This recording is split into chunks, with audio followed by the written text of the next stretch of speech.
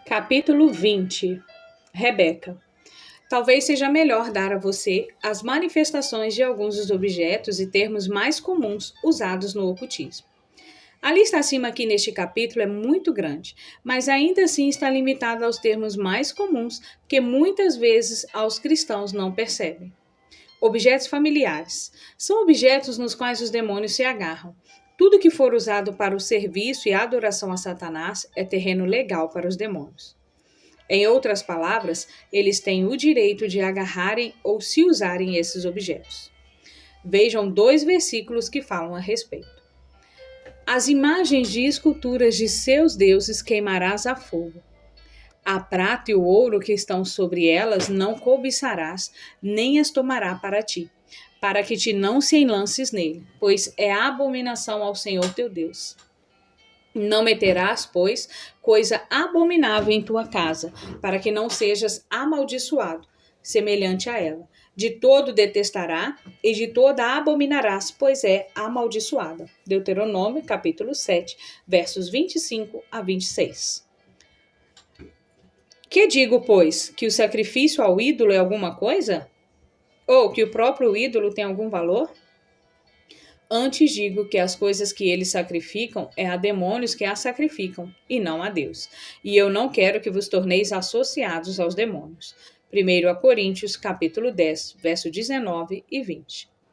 Estes dois versículos mostram que os ídolos representam demônios. A passagem de Deuteronômio claramente mostra que todas as coisas usadas no culto a Satanás são abominação ao Senhor. Até mesmo a prata e o ouro usado nelas devem ser destruídos. Deus tem um propósito para todas as suas ordens e ele não queria que os israelitas sofressem os efeitos dos objetos demoniacamente contaminados ao trazê-los para dentro de suas casas. Deus os advertiria para que não se tornassem algo contaminado. Por quê? Porque a poderosa influência enxertada pelos demônios nos objetos poderia fazer com que eles caíssem na adoração demoníaca.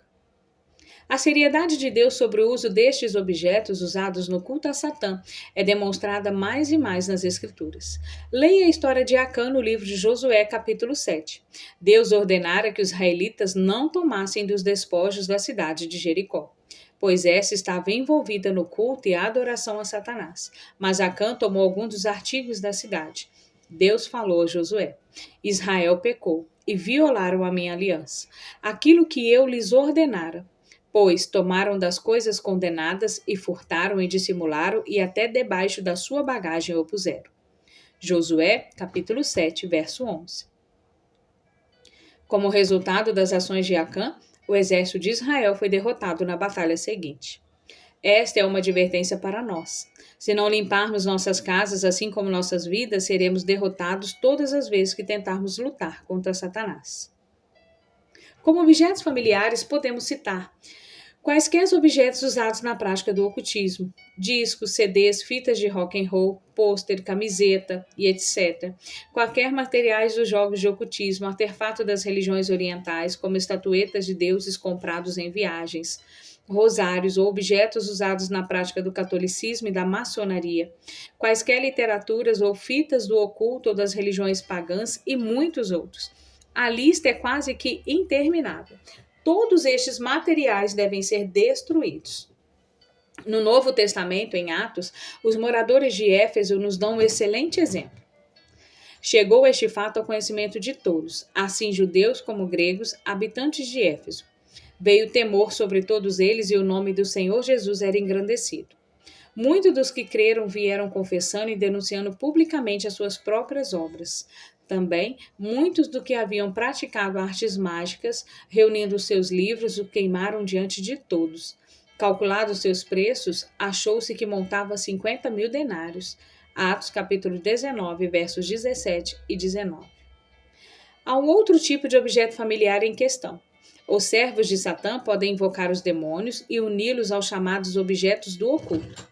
Depois presenteiam as pessoas com esses objetos e assim introduzem os demônios nas casas das mesmas sem o consentimento delas. O propósito desses objetos é causar, através da influência demoníaca, coisas como conflito conjugal, discórdia entre membros da família, doenças, depressão, dificuldades para orar, dificuldades para ler a Bíblia e etc. Uma simples unção com óleo e a oração pedindo ao Senhor para santificar e purificar o objeto normalmente é suficiente. E isso está de acordo com o princípio dado a Moisés por Deus em Êxodo capítulo 40, no versículo 9. E tomarás o óleo da unção, e ungirás o tabernáculo, e tudo o que nele está, e o consagrará com todos os seus pertences, e será santo. Os cristãos devem ficar alerta e cautelosos ao receberem presente das pessoas que não conhecem muito bem e não sabem se elas estão comprometidas com o Senhor. Esta é uma área que devemos ser sensíveis à orientação do Senhor. Espíritos familiares. Não se achará entre ti quem faça passar pelo fogo seu filho ou sua filha, nem adivinhador, nem prognosticador, nem agoreiro, nem feiticeiro, nem encantador, nem necromante, nem mágico, nem quem consulte os mortos. Deuteronômio capítulo 18, versos 10 a 11. Um espírito familiar é um demônio com quem uma bruxa desenvolve uma comunicação íntima. Estes demônios são usados de diversas maneiras, e atualmente o espírito familiar é usado primeiramente com o propósito de espionagem para conseguir informações. A propósito, o termo witch, familiar íntimo da bruxa, é frequentemente usado para se referir a algum animal. Assim, o demônio é enviado para o animal, e a bruxa, através da comunicação com o demônio, pode tanto controlar o animal como ver e ouvir o que ele ouve e vê. Da mesma maneira, ela pode também projetar-se espiritualmente para o animal e assim controlá-lo para uso próprio. As pessoas no ocultismo sempre estão em contato com animais, gatos ou pássaros para tais propósitos. Tradicionalmente disse que as bruxas usam gatos pretos. Essa é uma mentira espalhada por Satanás para enganar as pessoas. As bruxas, na verdade, usam os gatos brancos, que parecem transmitir pureza. Aconteceu recentemente em meu consultório um incidente com o espírito familiar, o espírito íntimo. Sou muito afeiçoada a animais, tenho um casal de gatos que adoro levar no carro e todos os dias levo um deles ou os dois para o consultório. Normalmente mantenho-os em uma área fechada onde não podem manter contato com os pacientes. Um dia, ao final da tarde, um dos meus pacientes, um poderoso bruxo do local, não estou certa de que na época eu tivesse qualquer ideia de que eu conhecia a identidade dele, de alguma maneira naquela tarde o meu gato, Yoshua, soltou-se e entrou no quarto onde o paciente estava. Agarrei-o antes que o paciente pudesse tocá-lo e disse: desculpe, de algum modo Yoshua se soltou. Espero que você não se importe com os gatos. Não, em absoluto, de fato, temos nossos próprios gatos que amamos muito. Enquanto carregava Joshua para fora do quarto, o Senhor me revelou que já era muito tarde. O paciente fora bem sucedido em colocar um espírito familiar, um demônio, dentro do meu gato. E isso levou apenas 1 segundo. Depois que todos os pacientes foram embora, fiquei conversando com 2 amigos em meu consultório. A mudança em Joshua foi notável. Normalmente ele era um gato extremamente calmo e quieto. No entanto, enquanto estávamos assentados conversando, ele passava continuamente na nossa frente, olhando-nos enquanto conversávamos. Eu expliquei aos outros o que estava acontecendo. O paciente estava usando os óculos e os ouvidos do gato para monitorar a conversa. Peguei Joshua no colo e, olhando diretamente em seus olhos, disse: agora ouça-me, Jimmy, o nome do paciente. Satanás, seu mestre, é um mentiroso. Ele não é mais forte do que Jesus. Jesus Cristo é Deus. Ele morreu na cruz por nós. Morreu por você e por mim. Ele é o único que você deveria servir, e não a Satanás. Agora vou provar que o que estou dizendo é verdade. Vamos expulsar seu espírito familiar deste animal com o poder do nome de Jesus Cristo. Se Satanás for forte como diz que é, não seríamos capazes de fazer isso. Peguei então o óleo e ungi Joshua. Oramos juntos, pedindo ao Senhor que expulsasse o demônio. Novamente a mudança foi imediata. O brilho feroz de seus olhos desapareceu e ele parou de rosnar. Depois, com um enorme bocejo, ele se deitou e adormeceu. Se você tiver animais de estimação, fique sempre alerta para a possibilidade de que os mesmos possam ser invadidos por espíritos familiares. Contudo, por favor, compartilhe o evangelho antes de expulsar o demônio. Às vezes não saberá se está lidando com o espírito humano ou com o demônio, mas se proceder assim, possivelmente estará evangelizando o satanista envolvido. Diante de tudo isso, diariamente oramos pela proteção de nossos animais. Os animais são facilmente purificados, porque não têm pecado. Entretanto, Satanás não tem propriedade legal sobre eles da mesma maneira com que tem sobre os humanos. Mas, mesmo assim, são afetados pela maldição do pecado. As Escrituras mostram isso claramente.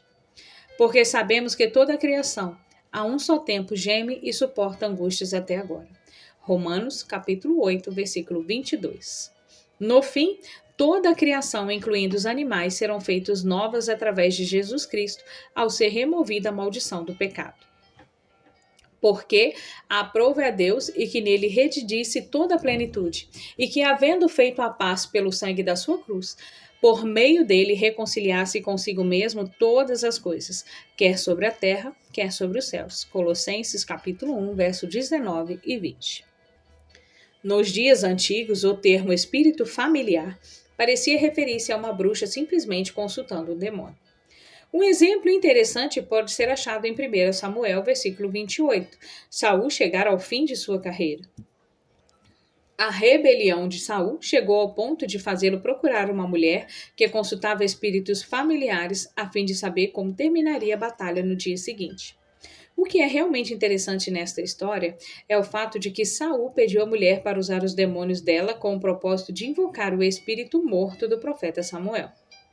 É claro que a mulher não hesitou em fazê-lo, esperando que seus demônios se manifestassem disfarçados de Samuel. São mentiras todas as sessões espíritas em que supostamente pode fazer contato com os mortos. Estas bruxas não podem realmente entrar em contato com os mortos.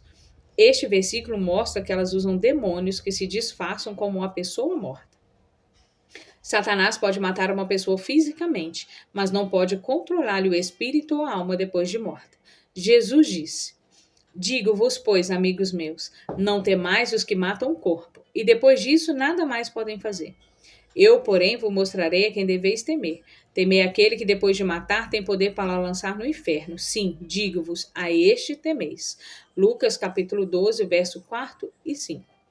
O temor do Senhor é o princípio da sabedoria. Provérbios 9, verso 10. Nosso Senhor diz claramente que não devemos temer a morte física que Satanás pode trazer. Pelo contrário, devemos temer a Deus que é poderoso para lançar tanta alma como o espírito no inferno depois da morte.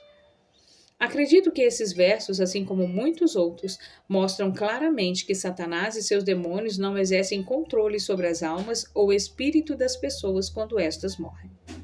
Um outro versículo concernente a este assunto é encontrado em Apocalipse, capítulo 1, no versículo 18.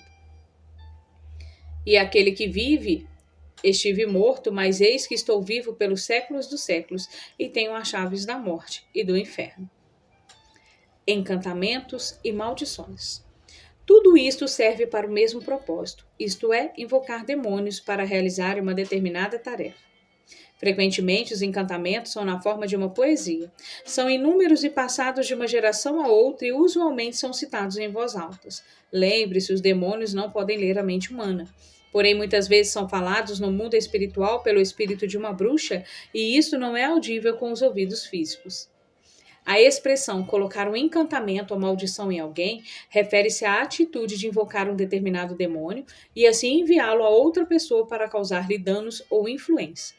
Todos os encantamentos, palavras mágicas e etc. são acompanhadas por demônios. Até mesmo as são chamadas de boas, como aquelas que estimulam o amor em uma pessoa e etc. O outro termo muito conhecido em outros países é Beuishek, enfeitiçado, que significa a condição de uma pessoa sob a influência ou controle de demônios enviados por uma bruxa. As bruxas mais poderosas não precisam usar longos e complexos encantamentos. Elas simplesmente comunicam diretamente com os demônios no mundo espiritual e usam seus guias espirituais. Os guias espirituais. Um guia espiritual é normalmente um demônio poderoso, que, a pedido de uma bruxa, vem e mora dentro dela com a finalidade de dar-lhe todo tipo de habilidades e poderes, aumentando a capacidade de comunicação da mesma com o mundo espiritual. Manchan era o guia espiritual de Elaine. Ele governava tudo na vida dela e deu-lhe todas as habilidades detalhadas nos primeiros capítulos deste livro. fetiche, talismãs e amuletos. Esses três termos se referem à mesma coisa e designam objetos que na maioria das vezes são usados ou dependurados nas portas da casa. Supõe-se que trazem proteção e dinheiro ao proprietário. Dizem que os talismãs trazem boa sorte. Os amuletos e feitiços são frequentemente utilizados para proteger uma pessoa de seu inimigo. Por exemplo, uma outra bruxa. Nesses casos, algo do inimigo, normalmente o cabelo, é incorporado ao amuleto ou ao fetiche. Podem variar grandemente na composição, mas em todos a fome do poder é a mesma: demônios. O Senhor não tem mais objetos. O poder dos cristãos é apenas através do nosso Senhor Jesus Cristo e sua obra completa na cruz. Qualquer cristão que aceite ou use essas coisas está diretamente usando demônios. É impressionante como muitos cristãos usam crucifixos ou até mesmo a Bíblia como uma espécie de proteção, do mesmo modo que amuletos e fetiches. E isso contradiz plenamente a palavra de Deus. Marcas. Nos diversos lugares do mundo, as marcas recebem nomes diferentes. Uma marca é, na essência, um objeto para identificação. Quando a bruxa deseja enviar um demônio a uma pessoa determinada, muitas vezes ela não sabe automaticamente de que pessoa se trata. Assim, o modo mais efetivo é presentear um demônio com um objeto que identifica a pessoa. Pode ser cabelo, pontas de unha e etc. Peças de roupas também são usadas, mas não dão resultado, como se fosse uma parte da própria pessoa. Em inúmeras ocasiões, enfrentamos problemas quando os satanistas tentaram matar nossos animais de estimação. Verificamos que os bigodes dos nossos gatos haviam sido cortados e os dos cachorros apenas de um só lado. Perdemos alguns deles porque os demônios afligiram com enfermidades. No entanto, continuamente ficamos alertas a essa possibilidade e então oramos e ungimos-nos com óleo pedindo ao Senhor proteção especial para eles. Os bigodes retirados de nossos animais era a marca ou objeto de identificação que as bruxas deram aos demônios para que esses pudessem identificá-los. Hagstones, pedras de bruxas. Normalmente possuem o formato de ônix, mas podem ser feitas de qualquer outro cristal ou pedra.